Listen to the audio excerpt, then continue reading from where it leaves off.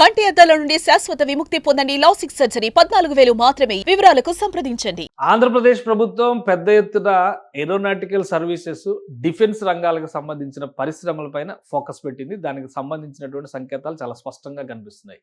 Aeronautical society of India president AP CM Chandrababu నాయుడుతో భేటీ కావడం, 50 పారిశ్రామిక సంస్థల్ని డిఫెన్స్ రంగానికి సంబంధించి, ఏరోనాటికల్ ఏవియేషన్ రంగానికి సంబంధించినటువంటి సంస్థల్ని రాష్ట్రానికి తీసుకొచ్చే ప్రయత్నాలు చేస్తున్నట్టుగా ఆయన ముఖ్యమంత్రితో వెల్లడించారు. ముఖ్యమంత్రి దీనికి కావాల్సినటువంటి సహకారాన్ని, ప్రోత్సాహాన్ని అందిస్తామనేటువంటి విషయంలో కూడా క్లారిటీ ఇచ్చారు. ఇది చాలా కీలకమైనటువంటి అడుగుగా మనం డిసైడ్ చేయాల్సి ఉంటుంది. ఎందుకంటే కోస్తా తీరంలో ప్రధానమైనటువంటి రక్షణ రంగ వ్యవస్థల్ని, రక్షణ రంగ పరిశ్రమల్ని ప్రోత్సహించాలని కేంద్ర ప్రభుత్వం విధానపరంగా పెట్టుకుంది. ఏరోనాటికల్ సొసైటీ ఆఫ్ ఇండియా అనేది కూడా ఏదో ఆషామాషి ఆర్గనైజేషన్ కాదు.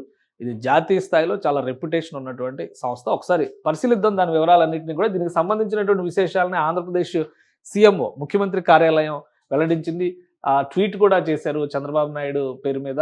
రక్షణ రంగంలో ఔత్సాహిక పారిశ్రామికవేత్తలు పరిశ్రమలు స్థాపించేలా కృషి చేస్తున్న డిఆర్డీఓ మాజీ chairman, aeronautical society of India president doctor G Satish Reddy గారు ముఖ్యమంత్రితో నేడు సచివాలయంలో భేటీ అయ్యారు. దానికి సంబంధించినటువంటి ఫోటోలు ఇవి.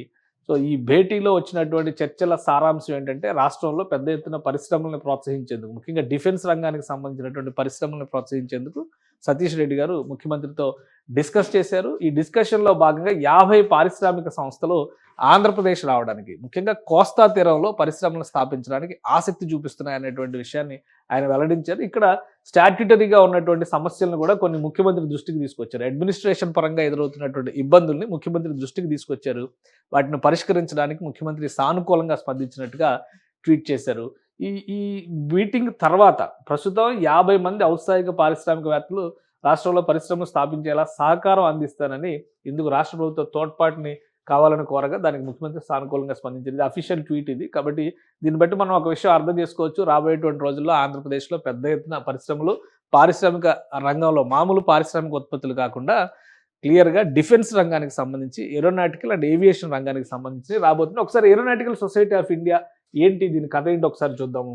ఇది ఏరోనాటికల్ సొసైటీ ఆఫ్ ఇండియా అనేది ఒక reputed organisation contributing to in aeronautical, aerospace and aviation రంగాల్లో ఇది కృషి చేసేటువంటిది. డిఆర్డిఓ గురించి మనకు తెలుసు, defence research organisation, defence research and development organisation. ఈ సంస్థ దేశీయంగా రక్షణ రంగ ఉత్పత్తులను తయారు చేయడంలో దిట్ట.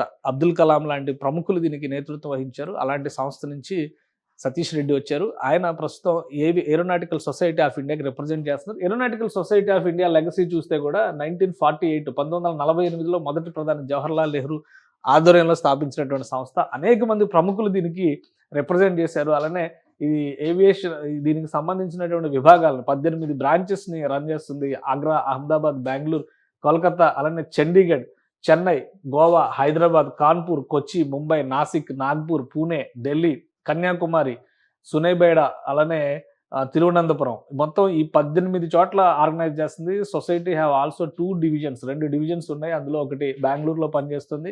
సో ఇది దీనికి ఉన్నటువంటి లెగసీ. ఈ సంస్థ ద్వారా చేయబోయేటువంటి ఉత్పత్తులు మీరు గమనించి చూస్తే ఇక్కడ అబ్దుల్ కలాం గారికి ఇస్తున్నటువంటి ప్రాధాన్యం మనం చూడొచ్చు. అలానే గతంలో కూడా ఈ సంస్థకి ప్రాతినిధ్యం వహించినటువంటి వ్యక్తులందరూ కూడా చాలా ప్రముఖమైనటువంటి వ్యక్తులు.